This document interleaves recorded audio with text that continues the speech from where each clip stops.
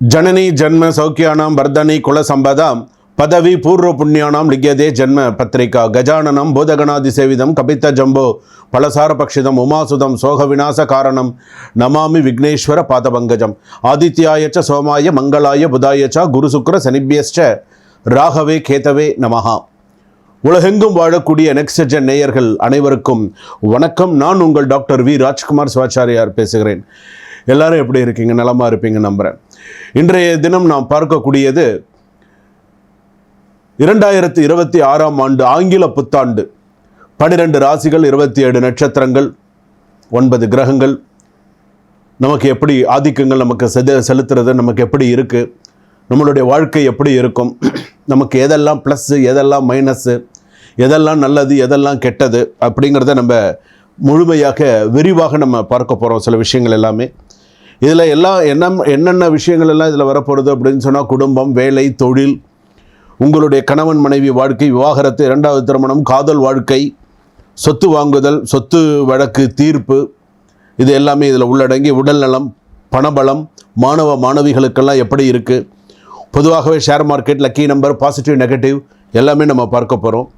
இதில் பார்த்திங்கன்னா நம்ம என்னென்ன பரிகாரங்கள், என்னென்னலாம் நம்ம உடல்நிலைக்கு எது நல்லது கெட்டது, ஆக்சிடெண்ட் வார்னிங், முக்கியமாக இது வாழ்க்கையில் 2026 ஆக்சிடெண்ட் வார்னிங் அப்படின்னு ஒன்று இருக்குது. சாலை விபத்து அப்படின்னு சொல்லக்கூடியது, இது எல்லாம் எப்போ, அதே போல் கொடுக்கல் வாங்கல் விஷயங்கள், இது எல்லாமே நம்ம பார்க்க போகிறோம்.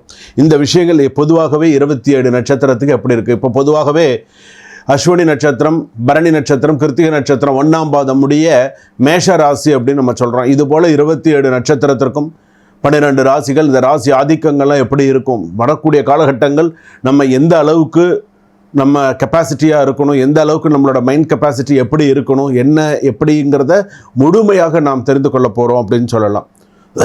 அதாவது உங்களோட மைண்ட் செட் கரெக்டாக நீங்கள் பண்ணி வச்சுக்கலாம். இப்போ என்னுடைய இந்த காணொலி பார்க்குற நீங்கள் மேஷ ராசிக்குன்னு குருக்கள் சொல்லியிருக்காங்க, சுவாமி சொல்லியிருக்காங்க, இதுதான் இதுக்கு தகுந்த மாதிரி நம்ம இருக்கணுங்கிறத கண்டிப்பாக உங்களோட மைண்ட் செட் நீங்கள் பண்ணி வச்சுக்கோங்க.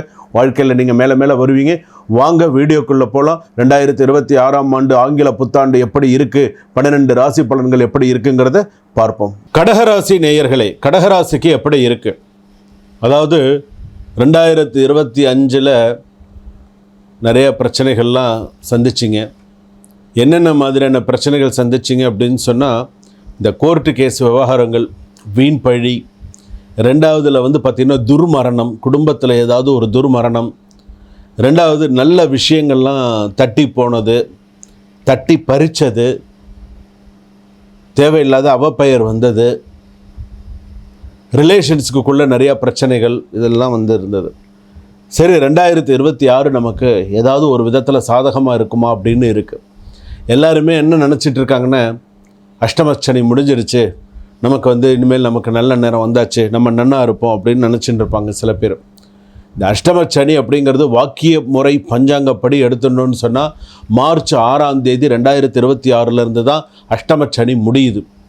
அப்படி பார்க்க போனால் 2026 பிறந்து மார்ச் மாதம் வரைக்கும் உங்களுக்கு சிறு சிறு பிரச்சனைகள் இருக்க தான் இருக்கும். அதுக்கப்புறம் தான் உங்களுடைய இந்த ஆங்கில புத்தாண்டுகள், அதுக்கப்புறம் உங்களுடைய சில விஷயங்கள்லாம் எப்படி இருக்குது அப்படிங்கிறத நம்ம தெரிஞ்சுக்கலாம். ஆனால் ஓவரால் நம்ம சில விஷயங்கள்லாம் நம்ம பார்த்தோம்னு சொன்னால், கடகராசி பொறுத்தளவுக்கு உங்கள் மனதில் இருந்த குழப்பங்களுக்கு ஒரு தெளிவு பிறக்கிறதுக்கான வாய்ப்புகள் நிறையா இருக்குது. 2வது பார்த்திங்கன்னா உள்ளுணர்வு பலம் அதிகரிக்கும் அப்படின்னு சொல்லலாம். ஒரு முக்கிய முடிவு எடுக்கக்கூடிய ஒரு சூழ்நிலையில் தள்ளப்பட்டிருக்கீங்க. குடும்ப அமைதி மற்றும் பணவரவு இரண்டும் சமநிலையாக இருக்கக்கூடிய வாய்ப்புகள் வரும். பாசிட்டிவான விஷயம் அமைதி, ஆதரவு, முன்னேற்றம், இதெல்லாம் பாசிட்டிவான விஷயங்களாக இருக்கும். நெகட்டிவான விஷயம் மன அழுத்தம், அன்னெசரிலி டென்ஷன் அப்படின்னு சொல்லலாம். ஜாபில் பார்த்தீங்க அப்படின்னு சொன்னால் இருக்கக்கூடிய வேலைகள் தாமதமாக முடியக்கூடிய வாய்ப்புகள் இருக்கும். பிஸ்னஸ்லலாம் பார்த்தீங்கன்னா நம்பிக்கை அதிகரிக்கும், புதிய விஷயங்கள்லாம் சேர்ந்து வரத்துக்கான வாய்ப்புகள் நிறையா இருக்கும். மேலதிகாரியின் பார்வையில் உங்களுக்கு நல்ல ஒரு சில பெயர் இருக்கும், பேர் புகழ் இருக்கும், ஓரளவுக்கு சில விஷயங்கள்லாம் சக்ஸஸ் பண்ணுவீங்க. மேரேஜ் விஷயத்தில் எடுத்தோன்னே சிறு சிறு சச்சரவுகள் சேரும் குடும்பத்தில். ஆனால் அதுவே நிரந்தரம் நினச்சிக்காதுங்க. ஃபேமிலி கேதரிங் தொடர்பான ஒரு நல்ல செய்தி, நிறைய நல்ல விஷயங்கள்லாம் நடக்கும். குடும்பத்தில் பொறுத்தளவுக்கு ஓரளவுக்கு ஒரு மகிழ்ச்சியாக இருக்கக்கூடிய சூழ்நிலைகள் வரும்.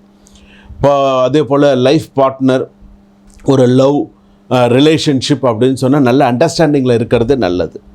அதே போல் வந்து பார்த்திங்கன்னா சில பேருக்கு காதல் அப்படிங்கிறது சில பேர் சீக்கிரமாக கை கூடுவதற்கான வாய்ப்புகள் வரும். பணவரவு சீராக இருக்கும். ப்ராப்பர்ட்டி தொடர்பான விஷயங்கள் எல்லாமே சக்ஸஸ் பண்ணக்கூடிய சூழ்நிலைகள் வரும். டாக்குமெண்ட் ஒர்க்ஸ் எல்லாம் வந்து பார்த்திங்கன்னா சிறப்பான முறையில் செய்யக்கூடிய வாய்ப்புகள் சிறப்பாக இருக்கும். அதே போல் அன்எக்ஸ்பெக்டடான செலவுகள் வந்தாலும் அது நன்மை தரக்கூடிய சூழ்நிலையில் முடியக்கூடிய சூழ்நிலைகள் இருக்கும். கான்சன்ட்ரேஷன் உயர்வாக இருக்க வேண்டும்.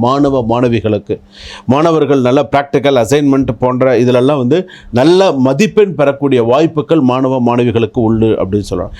நிலுவையில் இருந்த கேஷ், அதாவது எந்தெந்த விஷயங்கள்லாம் கொஞ்சம் ஸ்லோவாக கோர்ட்டில் அந்த கேஸ் நடந்துன்றதோ அந்த கேஸ்லாம் வந்து பார்த்தோன்னா ஸ்லோ பட் பாசிட்டிவ் மூமெண்ட்டாக உங்களுக்கு இருக்கும். கவர்மெண்ட் அப்ரூவல், சிக்னேச்சர்ஸ், ஒர்க்ஸ் எல்லாமே உங்களுக்கு ஃபேவரபுளாக நடக்கிறதுக்கான வாய்ப்புகள் சிறப்பாக இருக்கும்.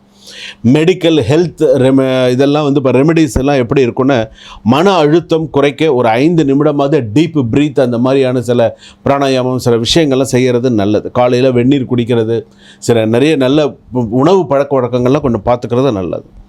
அம்மன் கோவிலில் போய் நெய் தீபம் ஏற்றுங்க. அம்மனுக்கு நெய் தீபம் ஏற்றி அம்மனுக்கு அர்ச்சனை பண்ணுறது எதுவுமே அம்மனுக்கு பண்ணுங்கள். பாலா திரிபுர சுந்தரி வழிபாடு பண்ணுங்கள். டைம் கிடைக்கும் போது நெல்லையப்பர் காந்திமதி கோவிலுக்கு போயிட்டு வாங்க. ராமேஸ்வரம் போயிட்டு வாங்க. ஒரு குறைந்தபட்சம் உங்களுக்கு ஒரு 70 வயசுக்கு மேலே ஆயிடுத்து அப்படின்னு சொன்னால் திருக்கடையூர் போயிட்டு வர்றது நல்லது. மிருத்யுஞ்சேஸ்வரர், பாலாம்பிகா கோவில் சுவாமிக்கு அர்ச்சனை பண்ணிட்டு வரதெல்லாம் சிறப்பாக இருக்கக்கூடியதாக இருக்கும். ஒயிட் வந்து எப்போதுமே நல்ல ஒரு ஃபேவரபுளாக இருக்கும். 2ஆம் எண் வந்து பார்த்திங்கன்னா அதிர்ஷ்டமாக இருக்கும். அதே போல் வந்து பார்த்திங்க அப்படின்னு சொன்னால் சில விஷயங்களில் ரொம்ப பார்த்து முடிவெடுங்க. எதுலேயும் அவசரப்படாதீங்க. ஷேர் மார்க்கெட்லலாம் பார்த்து இன்வெஸ்ட் பண்ணுங்கள். நிறைய இது பண்ணிடாதீங்க. ஆக்சிடெண்ட் சம்மந்தமான சில விஷயங்கள் அப்படின்னு சொன்னால் ஜூன் மாதத்துக்கு மேலே, ஜூன், ஜூலை, ஆகஸ்ட், செப்டம்பர் கவனமாக இருங்க. வாகனத்திலலாம் கவனமாக இருக்கிறது நல்லது. கொடுக்கல் வாங்கல் விஷயங்களில் கவனமாக இருக்கிறது நல்லது. அப்ராட் சான்சஸ்லாம் நிறைய கிடைக்கிறதுக்கான வாய்ப்புகள் நிறைய சில பேருக்கு கூடி வரதுக்கான வாய்ப்புகள் இருக்குது. பெரியவங்களுக்கு, வீட்டில் இருக்கக்கூடிய பெரியவங்களுக்கு மெடிக்கல் எக்ஸ்பென்சிவ் நிறைய வரத்துக்கான வாய்ப்புகள் இருக்குது. சொத்து வழக்கு தீர்ப்பு ஜூன் மாதத்துக்கு முன்னாடினா தாமதமாக முடியும். ஜூனுக்கு அப்புறம்னா கொஞ்சம் சீக்கிரமாக முடியறதுக்கான வாய்ப்புகள் வரும். விவாகரத்து கேஸெல்லாம் இந்த வருஷத்தில் கொஞ்சம் தள்ளி போகாமல் சில விஷயங்கள் சீக்கிரமாக முடியறதுக்கான வாய்ப்புகள் உண்டு. எப்பொழுதுமே கடகராசி பொறுத்தளவுக்கு தைரியமும் தன்னம்பிக்கையும் அதிகம் தேவை. சுபம். வாழ்க வளமுடன்.